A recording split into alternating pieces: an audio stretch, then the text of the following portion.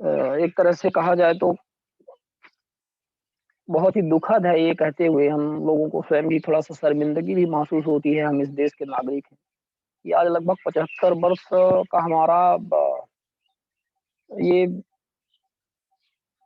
स्वतंत्रता प्राप्ति मनाने वाले हैं हम आगे आने वाले समय में और हम ये देख देख रहे हैं कि स्थितियाँ जिस तरह से कोरोना ने मतलब ऑलमोस्ट शो किया है, जिस तरह से हम देख रहे हैं कि मतलब हम ऐसा लगता है कि जैसे उसी समय पर हैं हम लोग कोई खास डेवलपमेंट नहीं कर पाए हैं, यानी हमारे पास कोई ऐसी अ, आपदा प्रबंधन की कोई विशेष व्यवस्थाएँ हमारे पास नहीं थी और आपदा प्रबंधन की व्यवस्थाएँ ना होने के कारण आज ऐसी स्थितियाँ निर्मित हुई हैं और इसके पीछे क्या कारण हैं, राइट टू इन्फॉर्मेशन एक हमारा जो आम आदमी खैर अब तो बेहतर है कि हम सब लोग बहुत कुछ चीज़ें जान पा रहे हैं, समझ पा रहे हैं। क्योंकि मीडिया के माध्यम से या जैसे भी सूचना के अधिकार के माध्यम से बातें सामने आती रहती हैं। लेकिन फिर भी यदि देखा जाए तो सूचना का अधिकार उस तरह से इम्प्लीमेंट नहीं हो पाया है 15-16 वर्षों में, जैसा उम्मीद की जाती है कि मतलब अ, धारा 4 के प्रावधान यदि बेहतर ढंग से इम्प्लीमेंट होते तो आज जो मारा-मारी है इस तरह से कि कौन से हॉस्पिटल में कहाँ क्या व्यवस्थाएँ हैं, कौन-सी मेडिसिन है, कैसे डॉक्टर्स हैं, कौन-सी दवाएँ हैं, फार्मास्यूटिकल्स के बारे में और प्राइवेट हॉस्पिटल्स के बारे में, प्राइवेट प्रैक्टिस के बारे में। मतलब बहुत सारी ऐसी बातें हैं जो हम लोगों को एक यूनिफाइड सिस्टम के माध्यम से हमें अपनी मोबाइल स्क्रीन या लैपटॉप में बैठ कर के हम वो सारी चीज़ें देख सकते थे। जैसे एक वॉर रूम टाइप का होता है वैसे सिचुएशन और बहुत बेहतर ढंग से वो किया जा सकता था। लेकिन नहीं हो पाया है। यहाँ अभी भी आपको एक सामान्य-सी बात के लिए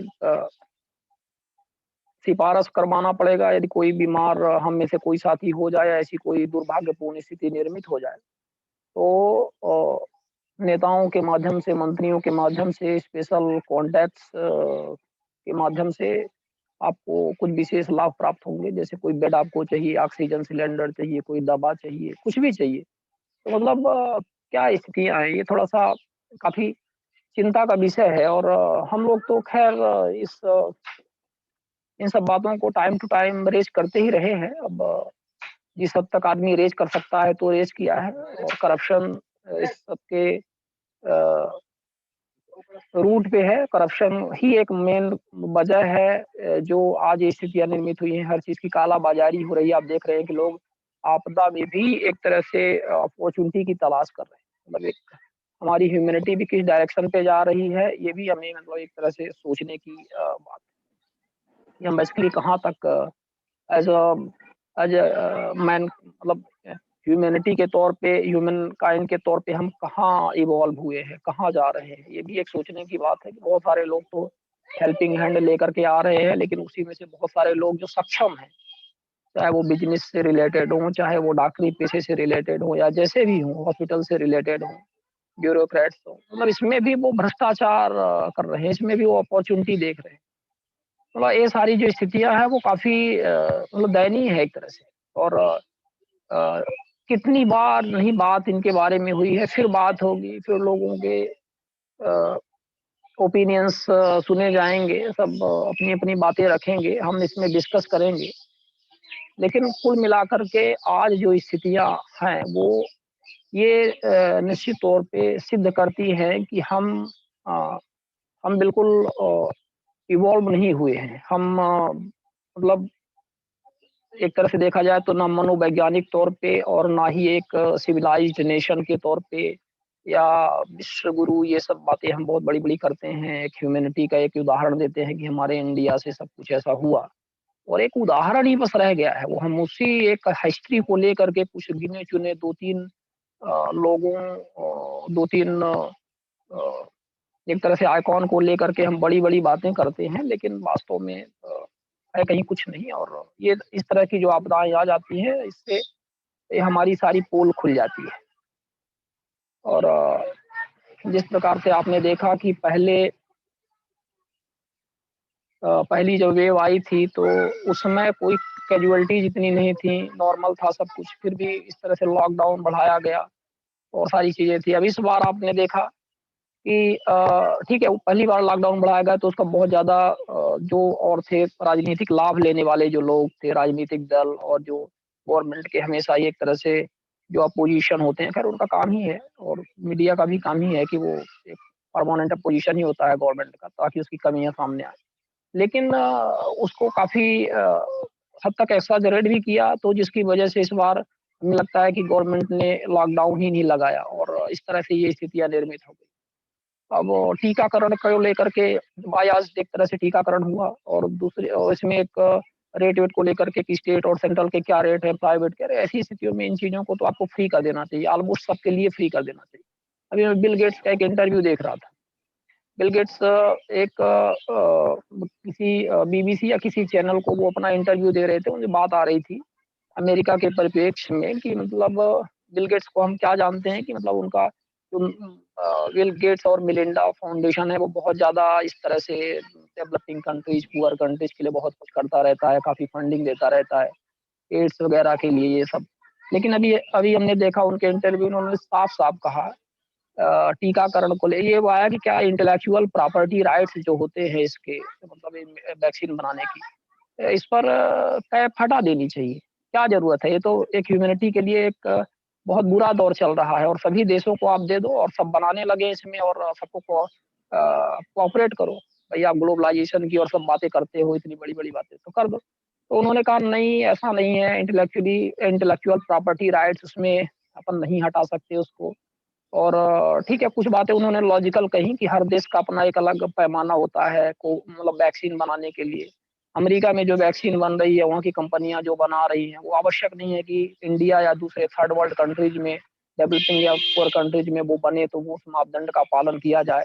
ठीक है, वो अपने स्थान पे है, लेकिन एक बात तो बहुत ही क्लियर समझ में आई कि पहले भैया हम अपनी जान बचाएँगे, इसके बाद हम दूसरे के बारे में सोचेंगे। तो दान, दक्षिणा और सारी चीज़ें वो बात की बात है, पहले हम अपनी जान बचाएँगे। उन्होंने साफ-साफ कहा कि वैक्सीनेशन का काम पहले यूरोप मतलब अमेरिका में होगा, रिच कंट्रीज़ में होगा, रिच लोगों के लिए होगा, इसके बाद ही वो मतलब 2-3 महीने बाद जाएगा। तो बहुत ही क्लियर उन्होंने मतलब ये संदेश दिया है। तो इन चीज़ों से हमें भी काफ़ी कुछ सीख लेनी चाहिए।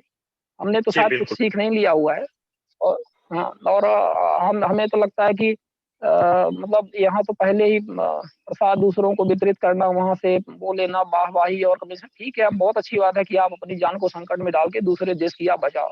लेकिन जो आप अपनी स्थितियों के लिए सबसे मतलब इतना लार्जेस्ट सेकंड लार्जेस्ट पॉपुलेशन है और इतना सारा सब व्यवस्थाएँ हैं और यहाँ इतना करप्शन है, इन चीज़ों को आप नज़रअंदाज करते हुए कैसे आपने इसकी प्रिपरेशन पहले से नहीं करी? और ये चुनावों का दौर ये सब मेला वगैरह ये सारी चीज़ें, पब्लिक गैदरिंग मतलब ये तो सब वैसे भी इनको प्रश्न के दायरे में ला करके खड़ा कर देता है। और ख़ैर ये सब चीज़ों पे डिस्कशन होगा, आप सबके भी दिमाग में ये सारे विचार कोई ऐसा है कि मतलब सबके दिमाग में ये विचार हैं, सबको यही प्रश्न हैं सबके दिमाग में और हर कोई यही जानना चाह रहा है और लेकिन इनका उत्तर ढूँढने में काफ़ी मुश्किल हो रहा है। ख़ैर हमारे बीच में वीरेश बेल्लूर सर भी जुड़ चुके हैं। सर आपका स्वागत है और नमस्कार। बस नमस्कार, नमस्कार। हाँ, हाँ, हाँ, हाँ, नमस्कार। नमस्कार सर, नमस्कार जी। और देवेंद्र अग्रवाल जी हमारे को-ऑर्गेनाइज़र कार्यक्रम के शिवेंद्र मिश्रा जी और हमारे प्रणाम। अन्य जो भी साथी हैं, आप सभी का स्वागत है। नमस्कार। हाँ, सभी गोविंद साथियों को जी नमस्कार। और जी नमस्कार सर। सर और हमारे आपने बीच में बहुत डॉक्टर बढ़िया टॉपिक रखा है इस सिचुएशन के हिसाब से। हाँ, और धीरेन्द्र मिश्रा जी भी हमारे बीच में आ नमस्कार। चुके हैं। रीवा जिले के हाँ, संजय गांधी मेमोरियल हॉस्पिटल के आप मनोचिकित्सक हैं और हमारे इस कार्यक्रम के एक विशिष्ट इनवाइटेड आप स्पीकर भी हैं। तो पूरे कार्यक्रम के दौरान आप मेडिकल पक्ष को ज़्यादा बेहतर ढंग से रिप्रेज़ेंट करेंगे और सारी चीज़ों के बारे में आप सभी को आप जवाब देंगे। लेकिन मैं पहले देवेंद्र अग्रवाल जी को पहले कुछ ब बिगिनिंग में इनवाइट करूँगा कि वो इस अपने जो भी इसका कुछ उनके पास जी, और भी इश्यूज़ है, इसी से संबंधित जो अपना वो रखना चाह रहे हैं, तो स्वागत है आपका। नमस्कार सभी साथियों को नमस्कार। मैं पिछले 3 सालों से स्वास्थ्य क्षेत्र पे काम कर रहा हूँ और आज सवेरे अचानक से मेरे मन में एक बात आई कि हम लोग एक ग्रुप है स्वास्थ्य क्षेत्र के लिए एक अलग से हमने ग्रुप बना के रखा है। उसपे हम लोग आने वाली समस्याओं और न्यूज़ को हम डालते रहते हैं उस ग्रुप में। हालांकि उसमें एक हमने सिस्टम बना के रखा हुआ कि हर हफ्ते ऑटोमेटिक पुराने मैसेज जो है मिट जाते हैं, तो इस कारण से पुराने जो पोस्ट है वो हट चुके हैं उसमें से। लेकिन फिर भी मैं चाहता हूं कि स्क्रीन शेयर के माध्यम से मैं उन न्यूज को दिखाऊं जो पिछले हफ्ता हमारे साथ बीता है, ताकि मैं ये चाहूंगा कि हमारे साथियों को एक बार सारी बातें जो है फिर से दिमाग में आ जाएं और वो इस समस्या को समझ सके कि हमारे साथ एक्चुअली हो क्या रहा है, हमारे अभी वर्तमान परिस्थितियों में चल क्या रहा है। आप सभी साथियों को मेरे ख्याल से स्क्रीन दिख रही होगी। सर स्क्रीन आ रही है? आ गई स्क्रीन आ रही है। स्क्रीन आ रही है तो जी आ रही, ठीक से दिख रही है सर। आप फोन को या तो मतलब लैंडस्केप या पोर्ट्रेट कंडीशन में करके देखेंगे तो मेरे ख्याल से दिखना चाहिए। सही दिख रही है, सही दिख रही है, सही दिख रही है ना सर? Thank you sir. तो मैं मतलब एक्चुअली मेरा इसमें कोई कंट्रोवर्सी पैदा करने की कोई वो नहीं है, लेकिन मैं अभी स्क्रीन में जो है मैं आपको अभी अपने पुराने एक हफ्ते के जो पोस्ट हैं जो हम लोग अपने उस ग्रुप में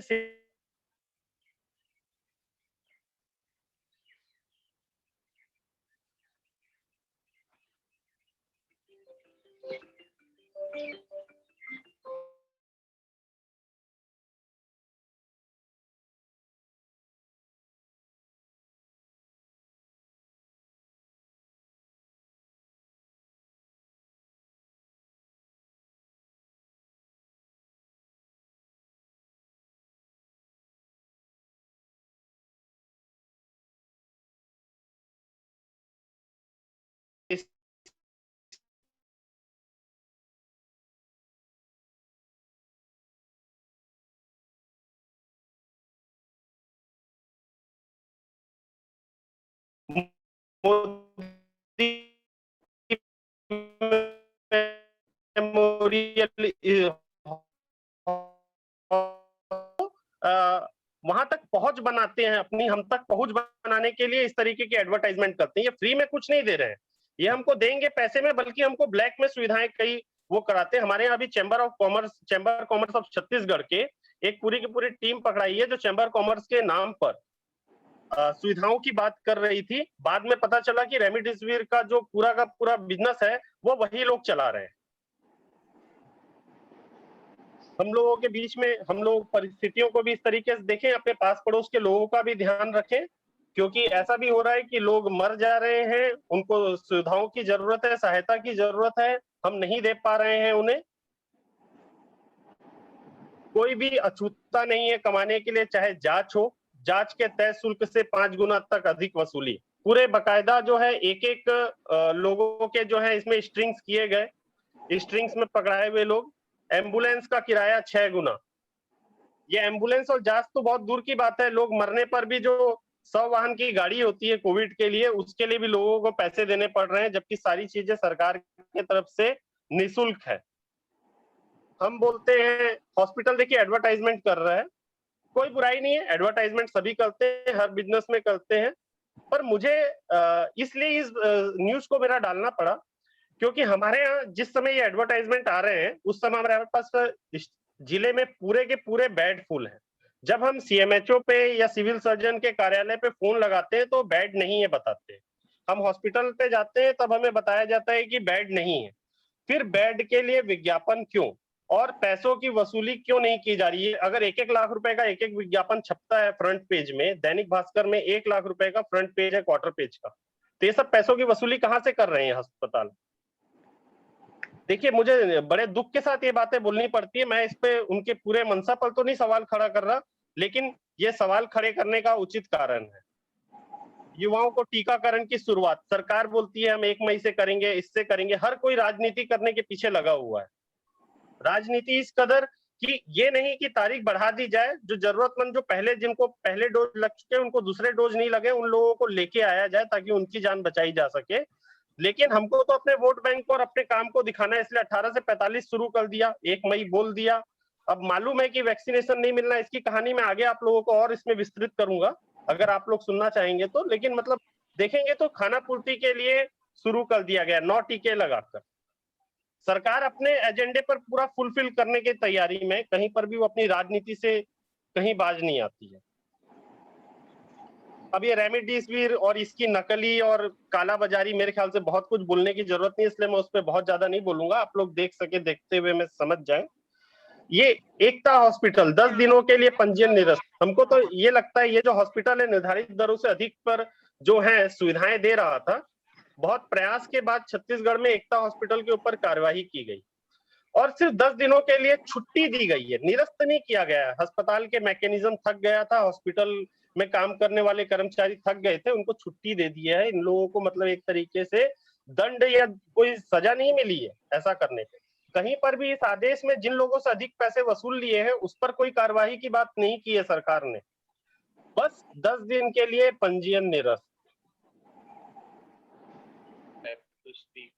8 मरीजों की अगर बस 10 मिनट लूंगा सर, मैं ज्यादा समय नहीं लूंगा, अगर मेरी बातों का आप थोड़ा सा ध्यान दे दें। मैं अपनी बात जल्दी से इस न्यूज के जरिए से सारी रखना चाह रहा हूँ जो एक हफ्ते में हमारे बीच में घटी है, और मेरे ख्याल से ये हमारे मीटिंग से कहीं ना कहीं तक जुड़ा हुआ है, क्योंकि हम इसमें अपनी जागरूकता को और प्रयासों के लिए इन बातों को समझने की जरूरत है कि हम किस तरीके की स्थिति में हैं।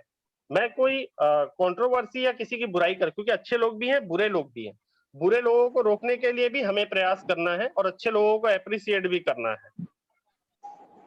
ऑक्सीजन की कमी से क्या स्थिति चल रही है देश में, मेरे ख्याल से सभी वाकिफ है।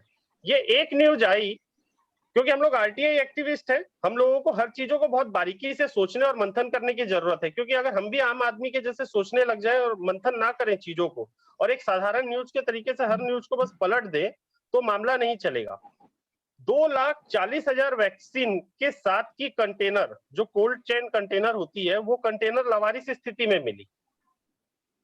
क्या ये मतलब डाउटफुल नहीं है? न्यूज में लिया, लेकिन शायद हम लोगों ने उसको इतनी गंभीरता से नहीं लिया है। हमको इस पर सोचने की बहुत जरूरत है।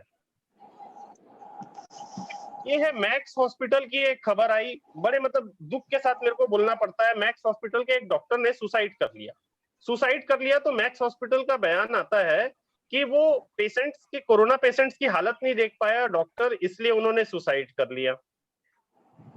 जब बाद में पता, तफ्तीश के दौरान ये बात आई कि फांसी लगाने के पीछे उसके दाम्पत्य जीवन से संबंधित मामला है। मतलब हॉस्पिटल जो है किसी भी तरीके से अपने एडवर्टाइजमेंट्स को कहीं नहीं रोक रहे, वो कहीं पर भी इस तरीके के मौके को भुनाने पे नहीं छोड़ते हैं। उनका एक डॉक्टर चला गया, भले उसका इशू कुछ भी रहा हो, लेकिन उसको भी उन्होंने अपनी मार्केटिंग का हिस्सा बना लिया। ऐसा बोलने में मेरे को कोई शर्म या झिझक नहीं है, क्योंकि इस तरीके से उन्होंने किया है। उनको कोई जरूरत नहीं थी, ऐसे मामलों में वो चुप रह सकते थे। अभी पिछले 3 दिन 4 दिन पहले से न्यूज लगातार हर जगह चल रही है कि एनसीआर नोएडा में 200 बेड खाली करवाई सरकार ने। इस तरीके के प्रयास वो अगर हर जगह करे, हर सरकार करे, तो हमारे यहाँ वास्तविकता में क्या बेड की इतनी कमी है जितनी दिखाई जा रही है? ये वाकई बहुत जबरदस्त न्यूज थी। जिस भी रिपोर्टर ने इसको कवर किया और सरकार ने इस पे काम किया है, वो वाकई प्रशंसनीय है और बाकी जगह भी वैसा होना चाहिए। अब ये न्यूज आई है परसों, पीएम मोदी बिना किसी सुरक्षा प्रोटोकॉल के साथ गुरुद्वारा में जाके प्रार्थना करी, देखे तस्वीर। वास्तविकता में जब प्रधानमंत्री जो हमको खुद बोल रहे हैं, हमारे देश के नेतृत्व कर रहे हैं, अगर वो खुद प्रोटोकॉल का पालन नहीं करेंगे और अकारण ऐसे परिस्थितियों में भीड़ इकट्ठी करेंगे तो सवाल खड़े होते हैं। ये चुनाव तक तो सही समझ में आ रहा है कि ये चुनावी है, राजनीति है, बिल्कुल स्वार्थी है। बिहार था, चाहे बंगाल था, चाहे अदर है, लेकिन गुरुद्वारे में भी पहुंच गए और प्रोटोकॉल तोड़ते हुए व्यवस्था को बिगाड़ने में लगे हुए हैं। ऐसा बोलना तो नहीं चाहिए, लेकिन बिल्कुल बोलने का उचित समय भी है और हाईकोर्ट ने हमें ऐसा बता भी दिया है कि हम अपनी बातों को रख सकते हैं। गुजरात में कुछ दिनों पहले आग लग गई, 16 मरीज जो है मर गए अस्पताल के अंदर, जिसकी संख्या बढ़ के शायद 18 कल तक थी और अभी 19 की खबर आ रही है। न्यूज उसको अपडेट नहीं किया गया है। हालांकि इसमें देखिए मरने वाले में बहुत बड़े बड़े हस्तियां भी हैं। अरविंद केजरीवाल की वाइफ भी एडमिट्स हैं अभी, कई बड़े लोग हमारे साथ, रोहित सरदाना जी, और आज भी अभी हमको एक पता चला है कि एक न्यूज से अभी और डेथ हुई है ना। तो इस तरीके की स्थिति है, मतलब कोई बच नहीं रहा है, लेकिन हम लोग उस पर भी प्रोटोकॉल बना के रखें कि ये ऐसा विदेशी हमला है, ये है, वो है। बहुत सारे हमारे बीच में कंट्रोवर्सी चल रही है, लेकिन हम लोग कोई भी मुद्दों पे बातें नहीं कर रहे हैं। हमारे यहाँ देखिए स्ट्रीट वेंडर्स, मतलब पॉजिटिव स्ट्रीट वेंडर्स घूम रहे हैं, 8 स्ट्रीट वेंडर्स जो है पॉजिटिव पाए गए। हमारे यहाँ फुल लॉकडाउन चल रहा है, राशन दुकान, किराना, सारी दुकानें, सारी सर्विसेज बंद है। अभी पिछले 4 दिनों से हमें ये छूट मिली है कि जो स्ट्रीट वेंडर्स घूमने वाले लोग हैं वह जो है बेच सकते सामान, लेकिन कोई दुकानें नहीं खुलेंगी। और ये स्ट्रीट वेंडर्स भी जो है लगातार पॉजिटिव पाए जा रहे हैं। कहीं पर भी कोई सावधानी नहीं है। सरकार को इसमें जिम्मेदारी से आगे आना चाहिए। हालांकि सरकार सिर्फ एक आदेश पारित कर देती है, नियम बना देती है, लोगों को मनमाना जो लगता है थोड़ा सा अच्छा लगाता हुआ। वैक्सीन के दोनों डोज लगे हों तो भी कोरोना हो सकता है, मगर गंभीर लक्षणों की आशंका 100% तक कम। रईस लोगों को वेंटिलेटर एवं बेड बेचने के लिए बड़े अस्पतालों को कोविड के फर्जी मरीज तैयार कर रही है। ये एक न्यूज उत्तराखंड से आ रही है, संपादकीय न्यूज थी उत्तराखंड की।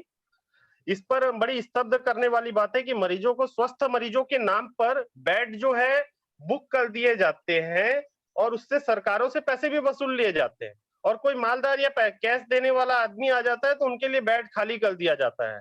आखिर इन देवता रूपी भगवान और इतने लालची स्वार्थी लोग क्यों हो गए हैं? बड़ी मुश्किल की बात है बोलना, सोचना। राज्य सरकार ने लगाई, हाँ, ये अभी हमारे लिए बहुत अच्छा एक निर्णय दिया है सुप्रीम कोर्ट में। कम से कम हम खुल के, हमारी अभिव्यक्ति अभी भी बनी हुई है इस देश में। हमारे देश में इस अभिव्यक्ति को रोकने के लिए राजनीति किस तरीके से हो रही थी सभी साथी जानते हैं।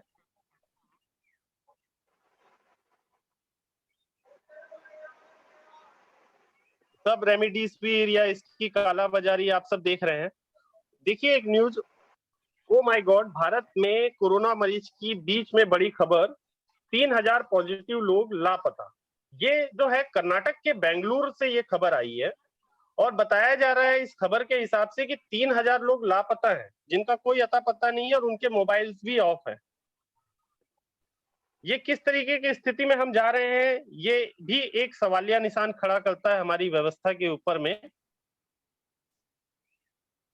एक राहत भरी खबर ये भी है कि बीमा कंपनियों के लिए आदेश आया है कि बीमा कंपनी जो अभी तक कोरोना में पेशेंट्स को नहीं दे रही थी इलाज पे सुविधाएं, वो दे और 1 घंटे में मंजूर करे बिल।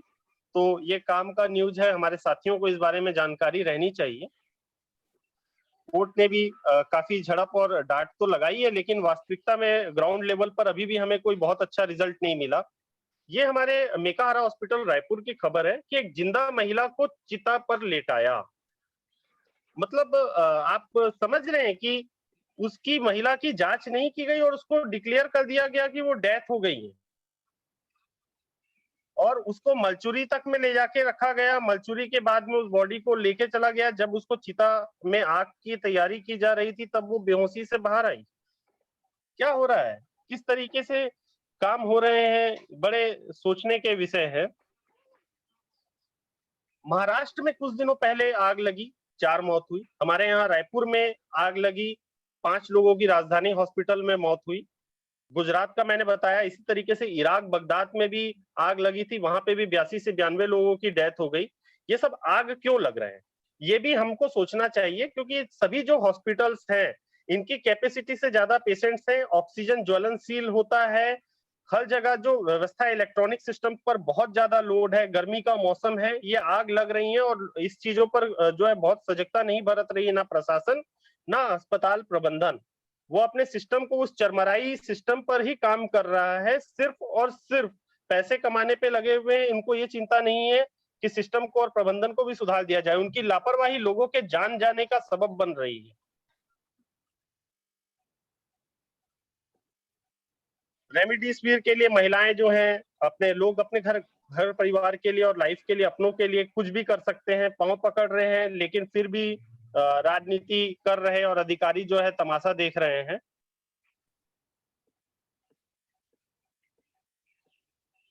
आप सब देख रहे हैं, मैं न्यूज जो आपको, ये जो पोर्शन है, मैं अभी ये जो न्यूज है 28 अप्रैल तक ही पहुंच पाया और मेरे पास सिर्फ 1 हफ्ते तक के न्यूज है, इसलिए मैं आप लोगों का ज्यादा समय ना लेते हुए मैं इसको और थोड़ा सा स्पीड से निकाल देता हूँ। इसमें एक ये खबर और, लापरवाही ऐसी भी कि 2 माह की बच्ची को रेफर किया गया पॉजिटिव बोलकर, उसके कारण से उसको जो प्राथमिक उपचार है वो तक नहीं मिल पाया और वो बच्ची जो है मर गई। और जब कागजों में निकाला गया तो उस 2 माह की बच्ची की उम्र 20 वर्ष बताई गई।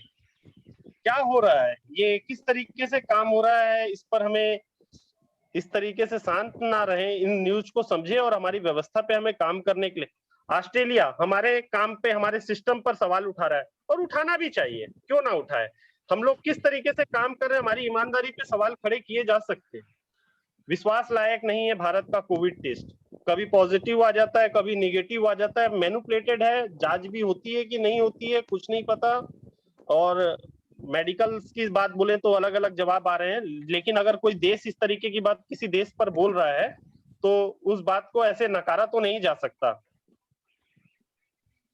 कई लोग इसमें भी बहुत सारे लोग हैं, ये देख सकते हैं, जिसको बोलते हैं विश्व राय चौधरी जी, इन लोग अपनी किताबें बेचने के लिए ये भी प्रोपोगंडा फैलाने में कोई कमी नहीं छोड़ रहे हैं। कभी कुछ बोलते हैं, कभी कुछ बोलते हैं, फिर बाद में बोलते हैं कोरोना है, पहले बोलते हैं कोरोना नहीं है, बहुत सारे। और हम लोग इन सब मिथ्याओं पे चल के अपना समय बर्बाद करते हैं और काम के मैसेजेस को हम लोग नहीं पहुंच पाते हैं लोगों तक, और बेकार के मैसेजेस में हम लोग फंसे रहते हैं। देखिए गरीबी की क्या कदर आ गई है, मजदूरों को शौचालय के अंदर आइसोलेट कर दिया गया। मतलब हम लोग कल मजदूर दिवस बना रहे थे और ये मजदूरों को जो है पॉजिटिव है तो 5 मजदूर को एक साथ एक टॉयलेट के अंदर डाल दिया गया, भाई आप वहीं पे रहिए। ये स्थिति हमारे सिस्टम्स पर सवाल खड़े करने के लिए है। माँ को अस्पताल लेकर पहुंचा, मांगे कागज। लोगों को प्राथमिक जांच नहीं की जा रही है, ऑटो में ही लोग दम तोड़ दे रहे हैं, कई दिनों तक अस्पताल के बाहर पड़े हुए, प्राथमिक जांच तक नहीं की जा रही है। अगर अस्पताल केस को, चलो ऑक्सीजन नहीं दे पा रहा है, बेड नहीं दे पा रहा है, वेंटिलेटर नहीं दे पा रहा है, अगर वो प्राथमिक जांच भी कर ले, प्राथमिक सुविधाएं भी दे दे, तो भी लोगों की जान बचाई जा सकती है। और हम में भी इतनी हड़बड़ी है कि हम हर अपने नॉर्मल पेशेंट्स को भी इमरजेंसी में पहले बेड दिलाने में लगे हुए, ये मानवीय गुण है।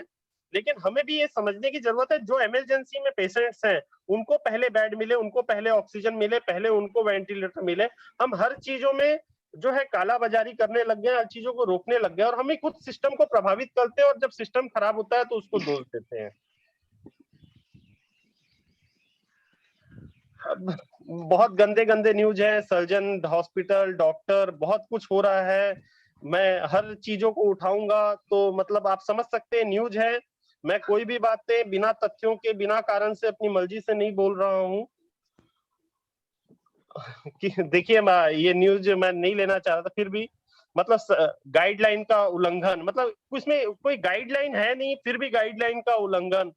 एम्बुलेंस वाहनों के फायदा उठा रहे हैं, खुद सरकार भी बोल रही है, रेट भी तय कर रहे हैं, फिर भी किसी को कोई डर नहीं है, किसी को कोई फर्क नहीं पड़ रहा है। 100 तक रोक लिए जा रहे हैं मरचुरी में, बेचारा गरीब आदमी कैसे तैसे इलाज कराने पहुंच रहे हैं तो 100 तक के लिए वसूली की जा रही है, उनको गाड़ियों तक 100 वाहन से ले जाके शमशान घाट तक पहुंचाने के लिए उनसे वसूली की जा रही है। हमें शर्म आनी चाहिए अपने आप को इंसान बोलने से। फिर भी नशे का जाल चल रहा है, पूरा का पूरा लॉकडाउन है, शहर नशे का जाल अपने आप चल रहा है, नकली दवाइयां बन रही हैं, बहुत सारे लोग पकड़ा रहे हैं, जेल जा रहे हैं, लेकिन बड़ों पर कोई कार्रवाई नहीं।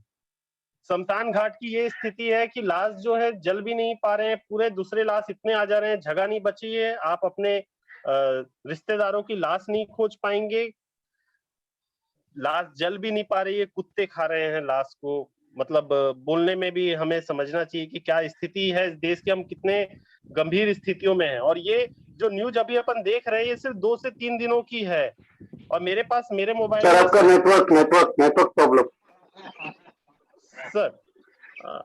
तो voice is not clear. Sir आवाज आ रही है ना आप लोगों को? यस सर वॉइस क्लियर है, आपके नेटवर्क में प्रॉब्लम हो रही सही है, सही क्लियर आ रही है। कंटिन्यू कीजिए। हाँ कंटिन्यू करिए, आवाज क्लियर है। देखिए ये भी शर्म की बात है, मैं दवाइयों से हट जाता हूँ। कोई मर जा रहा है, उसकी घड़ियां निकाल ली जा रही हैं, उनके चैन निकाल लिए जा रहे हैं, उनकी अंगूठी निकाल ली जा रही हैं। इस महाशय में वार्ड बॉय ने तो उसके फिंगरप्रिंट तक को निकालकर, फिंगरप्रिंट का यूज करके उसके मोबाइल में जो ऐप में जो पैसे थे उसको तक यूज कर लिया। मतलब कितनी शर्मनाक बातें हैं स्थिति को अगर हम देख रहे हो तो।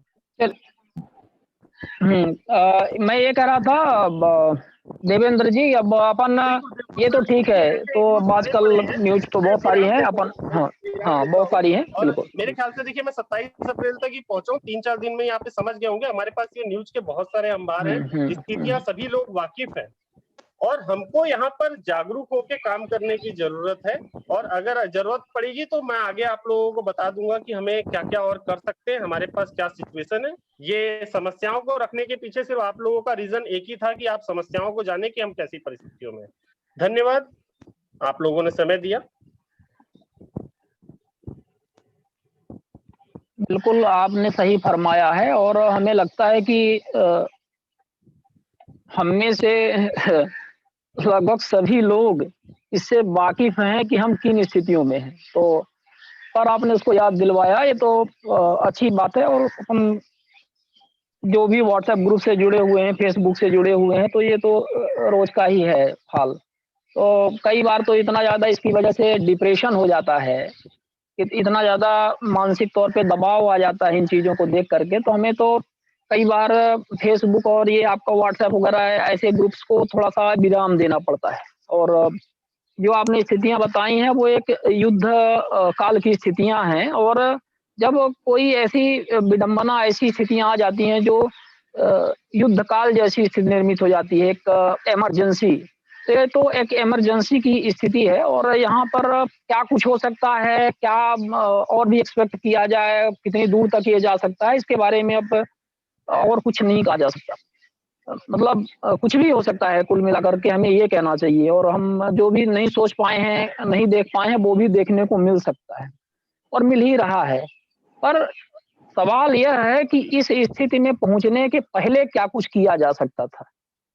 ये तो युद्ध काल की स्थितियाँ होती हैं, इमरजेंसी की होती हैं, तो वो छोड़िए, वो तो कोई भी डेवलप से डेवलप नेशन और यूरोप यूरोप की कंट्रीज़ थी, पिछले साल वहाँ पे इसका सबसे ज़्यादा प्रकोप रहा। इटली में आपने देखा, स्पेन में तमाम देखा, अमेरिका में देखा, तो उनके पास तो कोई चीज़ की कमी नहीं थी। और वो भी वहाँ भी आपने देखा होगा कि जब लोग ऐसे मर रहे थे तो लाशों का अंबार दिखाया जा रहा था, सैटेलाइट पिक्चर के माध्यम से, और तमाम न कहीं दफनाने की जगह, कुत्ते-बिल्लियाँ खाना तो एक सामान्य सी बात है। भाई आदमी कोई जाना नहीं चाहता है उन लाशों के पास में, क्योंकि एक ऐसा वातावरण ही है कि वहाँ पे जाएँगे तो कोरोना से ग्रसित हो जाएँगे, तो इस भय से कोई नहीं जाना चाहता है, और सरकारें भी उसको वहाँ पे नहीं पहुँचाना चाहती हैं कि कोई भी व्यक्ति वहाँ पे पहुँचे।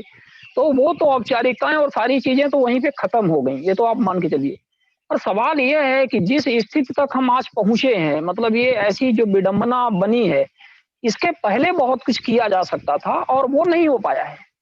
ये हमारा जो स्वतंत्रता के, हम यदि अपनी बात करें, अपने देश की, पहले तो हम अपनी ही बात करें, ह्यूमैनिटी की पूरी छोड़िए, वो तो बात की बात है। तो हम यदि अपने देश की बात करें तो हम तो 75 सालों में जो बहुत सारे दावे करते हैं, उन दावों में हमें तो लगता है कि हम 5% भी नहीं फिट बैठ पा रहे हैं, कि मतलब हम वास्तव में आप बिल्कुल सही कह क्या रहे कुछ हैं कर सर। कर क्या पाए हैं अपने किया नाग। जा सकता था, अब उस बात से निकलने का समय है। अभी क्या किया जा सकता है उस पर काम करने की जरूरत है। हर कोई साथी अच्छी तरीके से जान रहा है कि वैक्सीन बहुत जरूरी है, और वैक्सीन हमारे लिए बहुत ज्यादा इंपॉर्टेंस है, और सरकार इसके बाद भी इस पर उन लोगों को मदद कर रही है। जैसे अभी हम देख ले आधार पूना वाला जिसको 3,000 करोड़ रुपए की हमने सब्सिडी के रूप में उनको मशीनरीज लगाने के लिए, वैक्सीन बनाने के लिए सरकार ने मदद भी की है, और 150 रुपए के हिसाब से सेंट्रल गवर्नमेंट को दे रही है। स्टेट्स के लिए उन्होंने अभी जो नया रेट निकाला है 300, और प्राइवेट हॉस्पिटल्स के लिए 600, जबकि बताया ये जा रहा है कि इस वैक्सीन की लागत 50 से 100 रुपए की, और ये वैक्सीन 150 रुपए में भी है, तो हालांकि ये पूरे विश्व में सबसे सस्ती है। अब देखिए इसमें सरकार दो काम कर सकती थी, आप दोनों बात को समझिए। अगर सेंट्रल गवर्नमेंट को 150 रुपए देने के लिए बाध्य है, तो सेंट्रल गवर्नमेंट ही क्यों नहीं सबकी वैक्सीनेशन करवा देती? आखिर सेंट्रल गवर्नमेंट दूसरे स्टेट्स को बजट तो दे ही रही है ना, तो वो वैक्सीनेशन का जिम्मा अपने ऊपर ले ले। 150 रुपए में हो जाएगा, तो 300 रुपए में राज्य सरकार को नहीं खरीदना पड़ेगा, 600 रुपए में प्राइवेट को नहीं खरीदना पड़ेगा। क्यों इस तरीके की कमीशन खोरी करवा रही है? दूसरा रास्ता, क्योंकि कोई भी वैक्सीन जब आती है मार्केट में, तो वो जो है पेटेंट रहती है। तो जैसा भी हमारे यहाँ भारत बायो है, आपका सीरम इंस्टीट्यूट है, इनके दोनों के वैक्सीन अलग अलग पैटर्न में पेटेंट है, तो इसको जो है दूसरी कोई यूनिट नहीं बना सकती। जबकि जो आपदा प्रबंधन के लिए जो एक्ट है 1970 का, उसमें क्लियर कट है कि सरकार के पास ये ताकत है कि वो अभी इस पेटेंट के उसको लोगों की जान को देखते हुए हटा दे, और ये वैक्सीन बनाने के लिए दूसरी एजेंसियों को, दूसरी कंपनियों को छूट दे दें। हो सकता है इससे वैक्सीन जो हमको 5 साल में हमारी जरूरतें पूरी करेगी वो हमको 1 ही साल में मिल जाए और सारे लोगों को वैक्सीनेशन हो जाए समय पर। और सबसे दूसरी बात भी ये होगी कि हो सकता है कि जो रेट अभी चल रहा है उससे भी सस्ते रेट में हमको ये वैक्सीन मिल जाए। लेकिन सरकार ऐसा क्यों नहीं कर रही है, ये सवालिया निशान खड़े करता है कि अभी भी सरकार पेटेंट के पॉलिसीज पर जाने को तैयार है, अलग अलग कीमतों के उसमें जाने के लिए तैयार है, लेकिन अपने सिस्टम को नहीं बदल रही है। और इस चीज पर हम बिल्कुल आवाज उठा सकते हैं। तो हमें क्या करना है अभी की सिचुएशन पर, हमें बहुत ज्यादा जरूरी है वैक्सीनेशन का होना। वैक्सीनेशन हमारे लिए, हमारी लाइफ को बचाने के लिए अभी एक सबसे महत्वपूर्ण विकल्प है जिसको हम नहीं नकार सकते। धन्यवाद। जी बिल्कुल, हम आपकी बात से सहमत हैं कि इसको ओपन कर दिया जाना चाहिए। एक यहीं पे एक उदाहरण हम देना चाहते हैं क्यूबा का। क्यूबा एक ऐसी कंट्री थी जिसको अमेरिका और उसके जो सहयोगी देशों ने उसके ऊपर बहुत सारे सैंक्शन लगाए, बहुत सारा उसके ऊपर बैन लगा दिया। और आज क्यूबा की वही स्थिति है कि क्यूबा 5 वैक्सीन पे ट्रायल उसका चल रहा है और 5 वैक्सीन मतलब लगभग जून तक उसकी रेडी होने वाली है। 3rd स्टेज पे उसका ट्रायल चल रहा है। क्यूबा जैसा देश, समझ रहे हैं आप लोग? क्यूबा मतलब जिसके बारे में लोग ऐसे समझ सकते थे कि एक डेवलपिंग नेशन या पुअर नेशन टाइप का, लेकिन आज वो यदि सक्षम है और ये कर पा रहा है तो भारत जैसे देश क्यों नहीं कर सकते थे? तो ये तो इनकी मंशा पे बिल्कुल निश्चित तौर पे और इनकी विल पावर पे, इनके कार्यप्रणाली पे प्रश्न चिन्ह लगाता ही है। तो ये एक डिस्कशन का विषय है। हमारे बीच में शैलेश गांधी सर भी आ चुके हैं, पूर्व केंद्रीय सूचना आयुक्त सर, आपका स्वागत है। और हम शुरुआत करेंगे यहाँ पे सबसे पहले डॉक्टर धीरेन्द्र मिश्रा जी से जो हमारे बीच में है। और हम ये जानना चाहेंगे कि आप मनोचिकित्सक हैं संजय गांधी मेडिकल हॉस्पिटल रीवा में, और आप तो वहाँ का पूरा सिनेरियो भी देख रहे हैं, तो थोड़ा सा आप प्रैक्टिकली सिनेरियो के बारे में भी बताएंगे कि किस तरह से कोरोना से जुड़े हुए जो मामले हैं किस तरह से डील हो रहे हैं, और कोरोना का जो एक साइकोलॉजिकल इम्पैक्ट है लोगों पर वो किस प्रकार से पड़ रहा है। क्योंकि बहुत सारी चीजें तो आज ये है कि व्यक्ति मतलब जो मानसिक तौर पे उतने प्रिपेयर्ड नहीं है, उनपे इसका एक तरह से गलत इम्पैक्ट भी मतलब समझ में आ रहा है। तो मतलब दोनों पक्ष आप बताएं कि मतलब मेडिकल के फील्ड से भी नॉन साइकोलॉजिकल और साइकोलॉजिकल दोनों के बारे में आप थोड़ा सा अवगत कराएं। जी शिवानंद जी, धन्यवाद। पहले तो मैं ये बताऊं कि आजकल जो भी डॉक्टर हैं, चाहे वो मानसिक डॉक्टर हो या किसी और स्पेशलिटी के डॉक्टर हो, आजकल सभी लोग कोविड में काम कर रहे हैं। तो अब सब कोविड स्पेशलिस्ट ही हो चुके हैं। और कोविड की जैसे देवेंद्र जी ने सिचुएशंस बताई, वास्तव में अस्पतालों में बेड्स नहीं है। यहाँ पे रीवा की मैं संजय गांधी की बात कर रहा हूँ, और अभी आपने पेपर में न्यूज भी सुनी होगी। हम फिर भी बहुत बेहतर स्थिति में हैं कि हमारे पास आसपास के आपके छिंदवाड़ा, इंदौर और तरह तरह के आसपास सराउंडिंग एरियाज के लोग यहाँ पे एडमिट होने के लिए आ रहे हैं कि शायद यहाँ पे थोड़ी सिचुएशंस बेहतर है, हम मिल पाएंगे। जो कि आपकी दिल्ली, एनसीआर और जो भी इवन बड़े महानगर है, वहां की सिचुएशन तो और ही ज्यादा खराब है। और दूसरी बात जहां रही, देवेंद्र जी ने बताया ऑक्सीजन बेड्स और इन सब चीजों की कि उनको प्राथमिक उपचार नहीं मिल पा रहा है। ट्रायड एरियाज में हम अब जहां पे हम पेशेंट्स की स्क्रीनिंग करते हैं, किनको एडमिट करना है, किनको एडमिट नहीं करना, कई बार जब आपके पास संसाधन सीमित रहते हैं तो आपको निर्धारित करना पड़ता है, प्रायोरिटी बनानी पड़ती है कि ये संसाधन हम किसको देंगे। जो ज्यादा नीडी है उसको देंगे, जेन्युइन सी बात है। हमारे पास ट्रायड में 20 बेड है, यहाँ पे ऑलमोस्ट 60 to 70 पेशेंट ट्रायड में रखे हुए हैं। बेड्स नहीं है, वास्तव में बेड्स नहीं है, वास्तव में अस्पताल के अंदर जगह नहीं है कि कहाँ पे बेड लगाया जाए।